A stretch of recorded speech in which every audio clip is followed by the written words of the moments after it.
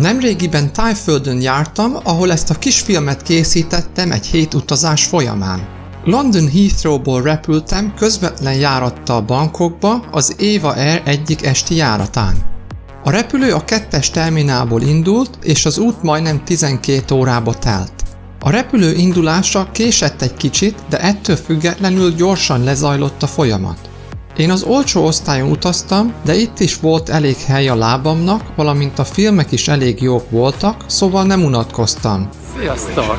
Most éppen Bangkok felé repülök, és most szálltam fel a repülőgépre, ami tele van kínaiakkal.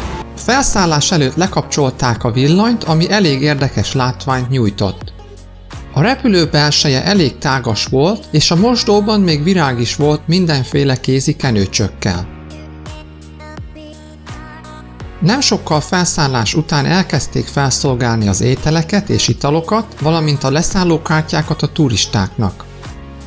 Vacsora után néztem a tévét egy kicsit, aztán pedig elaludtam. Most hoztam ki a kaját, és hát ez ilyen csirkés, lecsós-szerű valami, nem valami finom, de azért laktatós.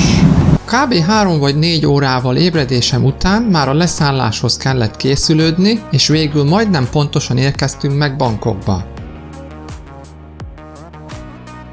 Bangkok reptere az elég hatalmas, ehhez képest kb. 25 perc alatt kijutottam a buszpályaudvar szintjére. Innen vannak közvetlen buszjáratok Pattaya városába, ami kb. 2 órányira van egy 4 sávos autópályán keresztül. A busz indulásig még volt 1 óránk, szóval a reptéri étteremben ettünk egy csirkés, curry szószos rist. Nagyon finom volt és rendkívül olcsó. 65 baht volt, ami körülbelül 500 forint. A busz Pattayába 5:30-kor indult, és a peron az a reptér mellett volt közvetlenül. A busz majdnem tele volt helyiekkel és külföldiekkel, valamint öreg nyugati pasikkal, akik a helyi prostituáltakhoz jöttek egy szexnyaralásra. Pattaya az arról is híres, hogy a vietnámi háború alatt az amerikai katonák idejöttek pihenni és szexelni a helyi turistákkal, akik között már akkor is rengeteg volt a transzvestita. A buszjegy 1000 forint körüli összeg volt, ami nem sok ahhoz képest, hogy 2 óra út egy légkondicionált buszban. 2 órával ezelőtt szálltunk le a repülővel, és most itt egy ilyen városban vagyunk, amit úgy hívnak, hogy Pattaya. És egy ilyen minibusznak a hátulján utazok. Mint kiderült, a hotel az elég messzire van. Én azt hittem, hogy a központban van, de hát ez egy ilyen 14 kilométerre lévő hotel, és taxival 25 perc, szóval még mindig nem vagyunk közelben. Tájföld az egy rendkívül modern ország, és Európából sok utazási iroda aránylag olcsón ad jegyet és szállást is. Én nagyon ajánlom, már másodjára jövök ide-vissza. Az ország biztonságos, a helyiek rendkívül aranyosak és segítőkészek, és minden sokkal olcsóbb, mint otthon. Most érkezünk meg a hotelba. Itt van a hátam mögött a tábla, Mövenpick, és megyünk befelé. Pattajába már sötétbe értünk, de még ilyenkor is nagyon meleg volt. Végre megérkeztem, ez itt a lobby a hátam mögött, és a 26. emeleten van a szoba, most fogok felindulni oda. Nem tudom mennyire látszok, de innen a 26. emeletről így néz ki a medence lent. Ez itt a szoba a hátam mögött. Igazából nem is szoba volt, hanem lakosztály egy hatalmas fürdőszobával és gyönyörű kilátással. Volt egy jacuzzi, tusoló, nagy dupla ágy és egy terasz, valamint minibár, fürdőköpeny papuccsal és egy íróasztal, ami a tengerre nézett. A táskákat gyorsan leraktuk, aztán elmentünk a bárba inni egy koktélt lefekvés előtt. Eddigre már majdnem 10 óra volt és kezdtem elfáradni. A koktél az eszméletlen finom volt, én még ilyen jó mangó koktélt soha nem ittam.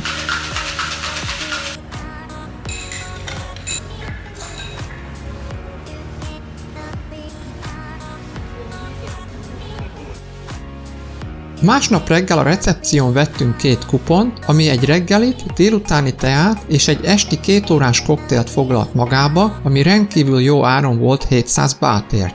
A reggeli egymagában került volna ennyibe, és a koktél órában a vacsora is benne volt, szóval végül mind a 2 napra ilyet kértünk.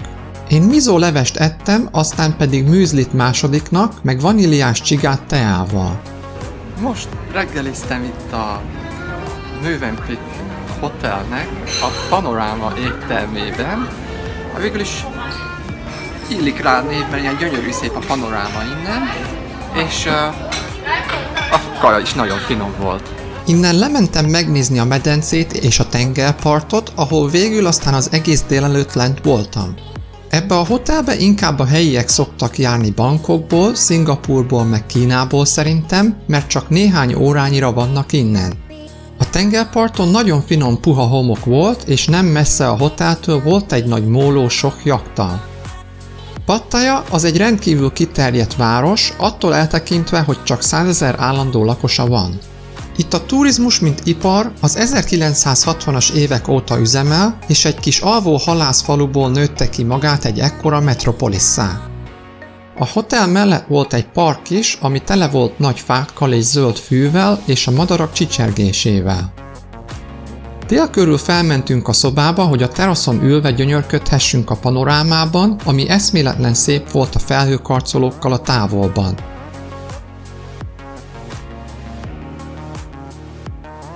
A minibar nem volt nagyon drága, szóval vettünk ki néhány kekszet és csináltunk teát meg kávét. A tea után megint lementünk a vízhez, aztán következett a hotel délutáni teája sütivel meg szendviccsel. Szerintem már tudjátok a rutint. Megint lementem a strandra egy kicsit játszani a vízben, ezúttal csúszdázni. A medencében volt 2 csúszda is, amivel el lehetett szórakozni kicsit.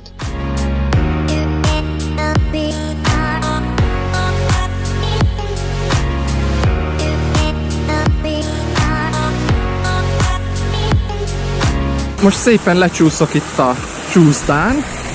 Nem olyan hosszú, de attól függetlenül nem rossz. Csak jól le kell feküdni.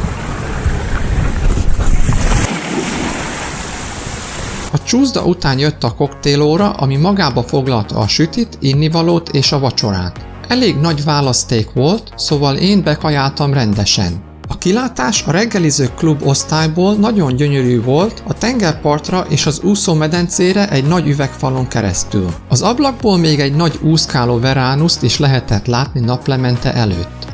Estére bementünk a városba egy kis buszon, meg egy motoron, ami így több mint fél órába telt. Most éppen egy motoron megyünk be a városba. Ez egy ilyen őrült megoldás. Hárman gurulunk a kis robogón. Így látszik. Abszolút nem szabályos, de jó poén.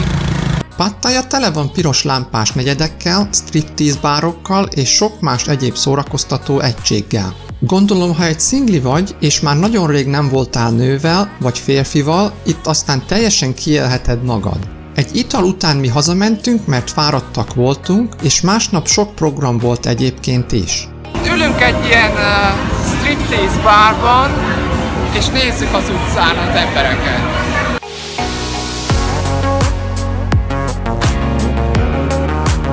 Reggeli után elmentünk a Nong Nuch botanikus kertbe, ami egy 650 hektáros területen fekszik 20 percre a hoteltől. Vannak itt állatok, szobrok, templomok és még sok minden más, de ami a legnagyobb attrakció, az a Dinosaurus Park. Itt életszerű és nagyságú szobrokat állítottak ki, és köztük sétálva hallani lehetett az állatok hangját. A gyerekek imádták a helyet, és nekem is nagyon tetszett, de szerintem messze van egy európai stílusú botanikus kerttől.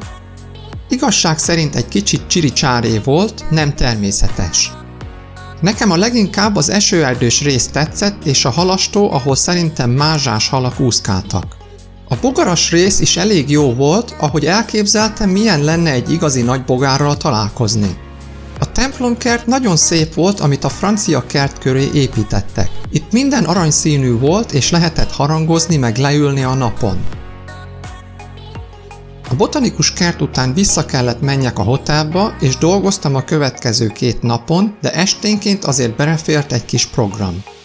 A harmadik este elmentünk a színházba, ahol egy muzikát adtak elő egy transzvestita álmairól. Nagyon érdekes volt, teljesen olyan, mintha egy Las Vegas-i show lett volna. Tiffany-nak a előadására jöttem, ez egy ilyen transzvestita valami, majd meglátjuk ilyen. A jegy nem volt különösebben drága, és VIP helyen ültünk 30 fontnak megfelelő összegért. A Tiffany-t az már 1974 óta játsszák, egy transzvestita kezdte el az egészet, egy születésnapi bulira, de aztán végül így kinőtte magát. Most ért vége ez a show, és itt ilyenkor így fényképezgetni szoktak. Tiffany, hello! Itt úgy szokták, hogy pénzt adsz nekik, a színészeknek, és lehet velük fényképet készíteni. Hello, welcome to Thailand! Úgy döntöttem, hogy elmegyek egy másikba is, ezt úgy hívják, hogy Alcazar, és ez egy 2 utcányira van a Tiffany-tól. Az Alcazar meg a Tiffany az 2 konkurens cég, de a Tiffany az sokkal jobb volt. Az Alcazarban olyan unottnak nézett ki az összes táncos, és látszott rajtuk, hogy nem élvezik az egészet. Az Alcazarnak most lett vége, de közel se volt olyan jó, mint a Tiffany. Én nem ajánlom egyáltalán. Másnap délben, miután befejeztem az utolsó dolgom, buszra szálltunk és elmentünk Bangkokba, ahol egy konferencián voltam a következő 3 napon. A reptérről egy vonattal bementem a városba 25 perc alatt. Itt vagyok a repülőtéren, és vettem egy ilyen SIM-kártyát, ami a helyi internethez és telefonhálózathoz kapcsolódik. A vasút az elég gyakran jár, és egy közvetlen járat van a főpályaudvarra a repülőtérről. Az egész vasúthálózat az egy ilyen emelt szinten van, ahonnan nagyon jól lehet látni a várost. A vonatról egy kis hajóra kellett felszállni, ami a folyón közvetlenül a Hilton Hotelnél rakott le. Így 1,5 órába telt a reptértől a Hiltonig eljutni, ami nem rossz, mert általában hatalmas dugók szoktak lenni, és órákig is eltarthat egy ilyen út. A Hilton egy hatalmas hotel 31 emelettel, helikopter leszállópályával és panoráma kilátóval a felső szinten. Nagyon tetszett a hely, csak az a baj, hogy az első szobám rendkívül dohos szagú volt, és váltanom kellett, mert bedugult az orrom és fájt a mellkasom utána. A 15. emeletről felraktak a 25-re, amit már felújítottak szerencsére, és az nem volt dohos. Az a baj ezekkel a modern épületekkel, hogy nem lehet kinyitni az ablakot, és a légkondi az nem elég a szellőztetéshez, szóval bepenészettek a szobák és minden más helyiség. Esténként felmentem a tetőre, és onnan gyönyörködtem a panorámában, ami nagyon csodálatos volt. A reggeli itt is nagyon finom volt. Megint mizólevest ettem tofuval, de itt volt sok másfajta péksütemény és sushi is, szóval azt is ettem. A fahéjas csiga volt a kedvencem, ilyen jót még soha nem ettem. A 25. emeleti szoba nagyon szép volt, csodás kilátással a városra. Esténként el tudtam képzelni, mintha a Blade Runner című filmet nézném az ablakból. Az egyik este a konferencia közben a 31. emeleten volt a vacsoránk, és onnan a kilátás meg a naplemente tényleg elállítja az ember lélegzetét. Vacsora után én még nem akartam aludni, szóval elmentem sétálni egyet a városba. 11 óra körül már teljesen kihalt a város, csak néhány taxi és tuk-tuk van, meg a macskák és kutyák. A hotelből elgyalogoltam a nagy templomok felé, valamint az Emlékhídhoz, ami Bangkok első hídja volt 1932-ben. A nagy autópálya alatt a sok graffitit lehetett látni, meg elhagyatott autókat, és a helyi üzlettulajdonosok közül is sokan csak úgy ott aludtak egy kihúzható ágyon. Mire a hídhoz értem, már éjfél is elmúlt, és a helyi vagánygyerekek kijöttek motorozni a hídra. Ez végül is abból állt, hogy egykerekeztek a hídon, a forgalmat teljesen feltartva. A híd lábánál volt egy kis csendes park, ahol megnéztem a templomokat, utána pedig elkezdtem visszafelé menni a hídon a hotelhez. Mint kiderült, az út túloldalán egy esti piac üzemelt, ahol még hajnal 1 órakor is nagy nyüzsgés volt. Itt Bangkokban tényleg nem áll meg az élet, még estére sem.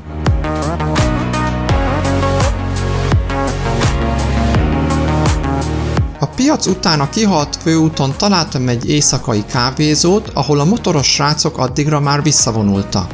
A benzinkút is teljesen kihaltnak látszott, de az éjjel-nappali boltban azért még ilyenkor is megfordult egy-két ember. Sajnos vettem egy hideg italt, és jól meg is fázott tőle a torkom, szóval egész héten krákogtam utána. A hotelbe jóval 1 óra után értem be, teljesen kipurcanva. Következő este a kollégákkal elmentünk a vasútállomásra, ahol vettem magamnak egy jegyet másnapra, utána pedig elmentünk a helyi bevásárlónegyedbe, ami teljesen futurisztikusan nézett ki. Innen tuk-tukkal mentünk vissza a hotelbe, ami megint egy nagy élmény volt, bár én eléggé nem fértem be a hátuljába. Pénteken délután véget ért a konferencia, és elmentünk a vasútállomásra a vonathoz Prachuapkhiri-Khanba. Jegyet lehet aznap is kapni, nem kell előre rendelni, bár én megvettem előző este a biztonság kedvéért. A vonatok dízelmozdonyosak voltak, és a kocsik többsége eléggé ősi, szerintem akár 30-40 évesek is lehettek. Az én vonatom a 3-as vágányról indult, és nekem a 3. osztályra szólt a jegyem. A vonaton lehetett még éttermi kocsit és hálófülkéket is találni, ami jó volt légkondival, de erre az 5 órára feleslegesnek tartottam a luxust. 5 évvel ezelőtt, mikor erre jártam, akkor a 27 órás utamra a légkondis hálófülkében aludtam ugyanezen a vonalon. Éppen véget ért a konferencia, és most a Sungai Kolok felé tartó vonatra fogok felszállni. Ezen a vonaton van egy alvó rész is, meg első, másod és harmadosztály, valamint egy ilyen étkezőkocsi. Most ebédelek itt a vonaton.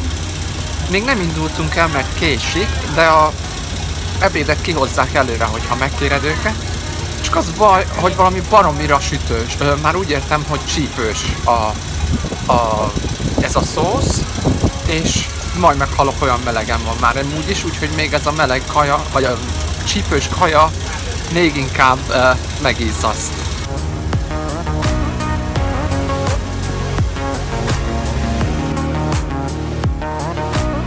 Valami baromi meleg van most, olyan kb. 38 fok, és ez még csak májusi. A vonat végül 25 perc késéssel indult, amit 20 percre ledolgozott, mire Prachuapba értünk. A régi vonal mellett most egy vadi újat is építenek, ami Szingapúrt fogja összekötni Dél-Kínával. Amit nagyon szerettem, az az volt, hogy az ablakot le lehetett húzni teljesen, és ki tudtam hajolni egy kis friss levegőért.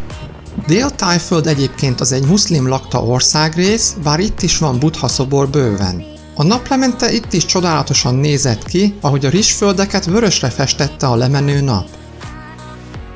Itt ilyen gyönyörűek a naplementék, mint a hátam mögött, a pálmafákkal és ezekkel a gyönyörű erdőkkel mindkét oldalról. Mivel késtünk, a vonat Prachuapba 9 után ért be, és nem volt taxi a vasútállomáson, szóval elmentünk sétálni.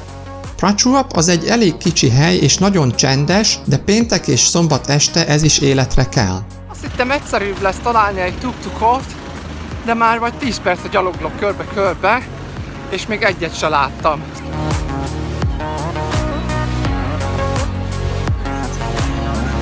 Ma este van a nagy piac, ilyenkor éjszaka szokott lenni, és tele van külföldiekkel, meg ilyen helyiekkel a tengerpart. Mivel tengerparti város, minden halas dolog volt, bár én csak a mangós rizst próbáltam ki.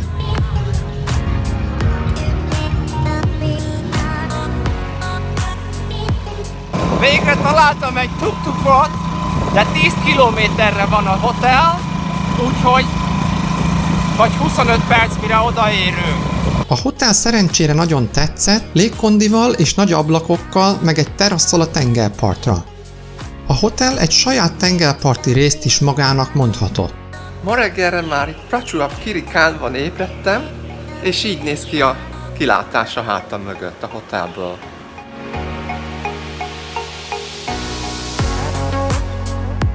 Megyek most reggelizni, aztán pedig biciklizni a tengerparton, mert a hotelban van ingyen bicikli a vendégeknek.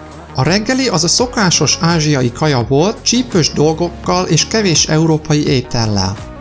Itt rántott csirkét ettem reggelire guávó lével. Reggeli után felpattantunk a tandem biciklire, és meg se álltunk a Thai légi támaszpontig, ami egy csodaszép tengerparton van. Az út nagy részén van külön kerékpárút, ami nagyon jó minőségű szerencsére. Itt is sok templom található, bár én csak egynél álltam megnézelődni. A támaszpontra csak útlevéllel lehetett bemenni regisztráció után. 1941-ben itt egy hatalmas csata zajlott, 33 órán át, amit a japánok nyertek, és utána megszállták a független Tájföldet. Ide értünk most egyik öbölhöz, és egy ilyen tandem biciklin vagyunk. Az első adódó alkalommal megálltunk a tengerparton, és csináltunk sok képet, utána pedig belementünk a vízbe, ami nagyon forró volt.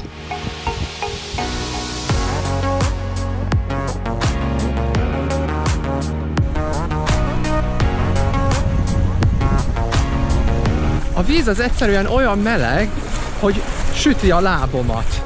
Egy kis úszkálás után mentünk tovább a Majom Parkhoz, ahol lehetett etetni a kismajmokat meg a szüleiket.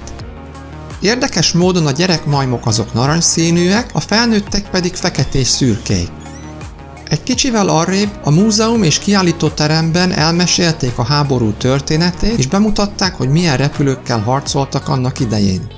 Az egész hely úgy nézett ki, mintha paradicsomban lettünk volna, mégis ilyen nagy csatározások és vérontás folyt itt annak idején. A délután sétálgatással töltöttük, aztán megebédeltünk a laktanyában, és este elindultunk minibusszal vissza Bangkokba, mert másnap indult a repülő vissza Londonba. A minibusz az egy 9 személyes kisbusz, és megáll minden oszlopnál, szóval nem ajánlom, ha sietsz, de sokkal olcsóbb és gyorsabb, mint a vonat. Ezzel 4 óra alatt beértünk Bangkokba. Az utolsó estét a Makkasan Merkur Hotelban töltöttük, ahonnan a kilátás álomszerű, este a kivilágított városra a több száz felhőkarcolóval. Reggel a hotel kis tuk-tukja kivitt minket a Makkasan metróállomáshoz, ahonnan közvetlen járat van a reptérre 20 perc alatt. Bangkok repterén vagyok megint, most indulok visszafelé Londonba, egy hét nyaralás és munka után itt Tájföldön.